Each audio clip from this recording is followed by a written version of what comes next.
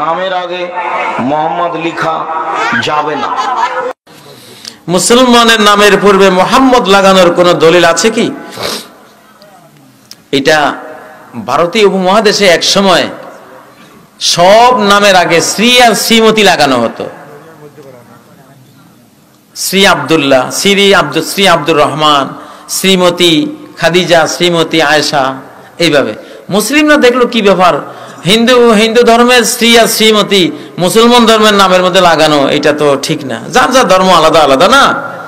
তখন মুসলমানরা বুদ্ধি বাইর করলো, এক কাজ করো, আমরা পুরুষদের নামে মোহাম্মদ লাগাই আর মহিলাদের নামের আগে মোসাম্মদ লাগাই।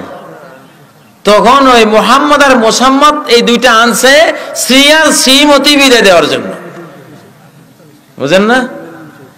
এবং এটার অনুমতি তো আছে। তাসাম্মাউ বিসমি ওয়ালা তাকতানু বিকুনিয়াতি, নবীজি বলেছেন, বুখারীর হাদিস, তাসাম্মাউ বিসমি, আমার নামে নাম রাখো, আমার নামে নাম রাখো, মুহাম্মদ আহমদ নামে নাম রাখতে পারো, এটা সহিহ হাদিস, বুখারীতে এটা এসেছে, কয়েকবার এসেছে।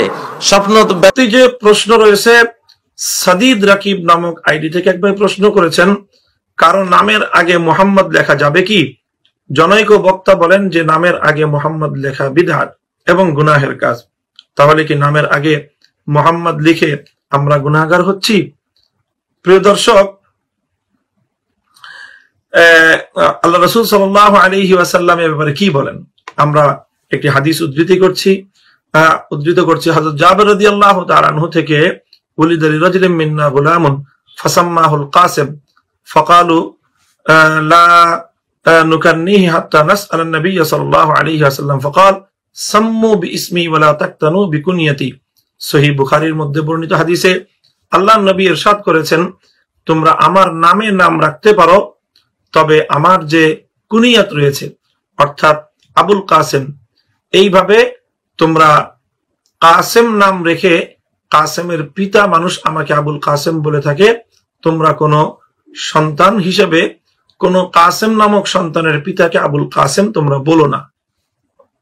এটা যে বর্ণনা, তাতে বোঝা যায় যে আল্লাহ রাসূল সাল্লাল্লাহু আলাইহি ওয়াসাল্লামের জীবদ্দশায় কাউকে আবুল কাসেম বলে ডাকা এটা নিষিদ্ধ ছিল, কারণ আল্লাহর নবীকে অনেকে আবুল কাসেম বলতো।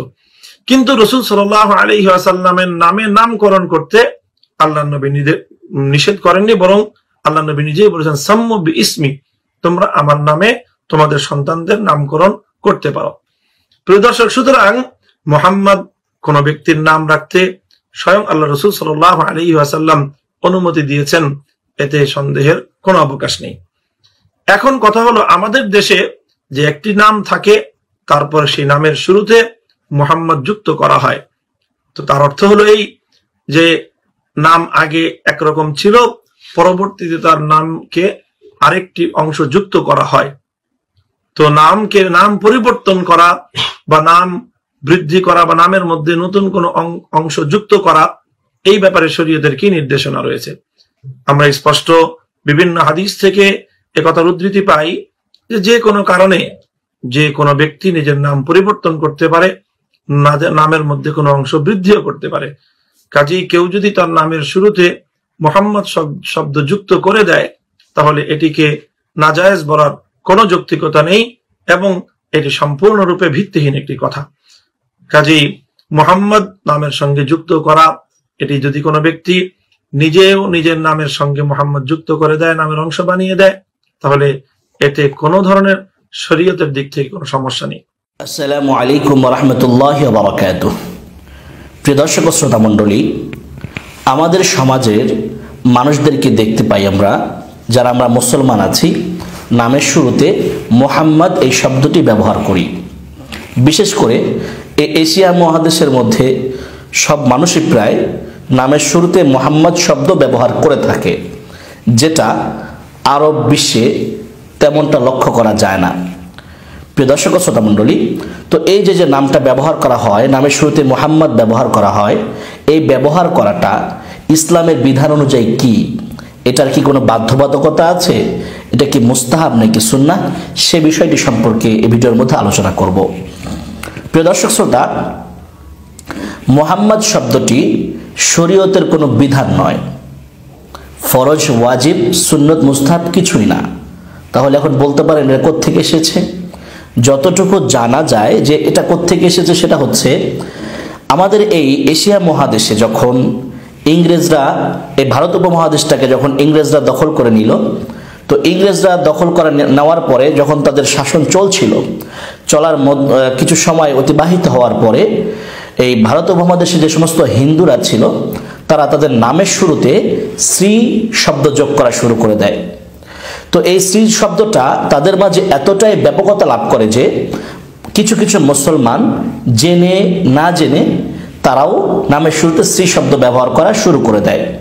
তো এক পর্যায়ে এটা নিয়ে একটু বিপাকে পড়ে যেতে হয়, কারণ হচ্ছে মুসলমান নামের শুরুতে শ্রী ব্যবহার করছে, হিন্দুরাও শ্রী ব্যবহার করছে, তাহলে নাম দেখে কিভাবে বোঝার উপায় আছে যে সে মুসলমান নাকি হিন্দু?